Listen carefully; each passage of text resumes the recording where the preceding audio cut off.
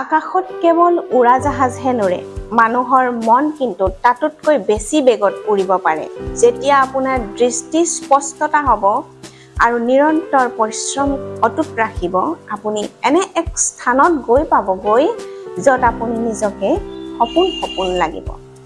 নমস্কাৰ প্ৰিয় দৰ্শক, মই আপোনালোকৰ মাজলৈ আজি নতুন প্ৰজন্মৰ বাবে নিজকে আত্মনিৰ্ভৰশীল কৰা এটি প্ৰেৰণামূলক বাণী আপোনালোকলৈ আগবঢ়াইছোঁ।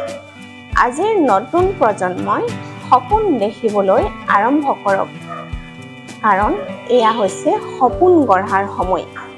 আমি প্ৰত্যেকজন ব্যক্তিয়ে নিজৰ জীৱন নিজে গঢ়িব লাগিব। আহক তেনে আজি মই কম কেনেকৈ নিজকে নিজে আত্মনিৰ্ভৰশীল কৰি আমি প্ৰত্যেকেই আগবাঢ়ি যাব পাৰোঁ। সময়ৰ সৈতে এই পৃথিৱীত অতীতৰ দিনবোৰ আৰু আজিৰ দিনত বহুত পৰিৱৰ্তন আহি পৰিল। অতীতত চাকৰি বিচাৰিছিলোঁ আমি নিজে, কিন্তু আজি আমি নিজে চাকৰি সৃষ্টি কৰিব পাৰোঁ, নহয় জানো?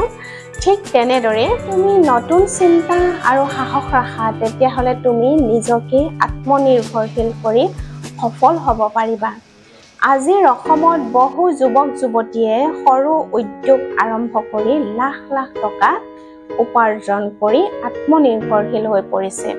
কোনোবাই organic farming, aquaponic, hydroponic, vertical farming কৰে, কোনোবাই ইউটিউবৰে শিক্ষা দিয়ে, কোনোবাই digital creator, freelancing, blog, website builder, ad, এই সকলোবিলাক কাম তেওঁলোকে কৰি আত্মনিৰ্ভৰশীল হৈ আছে।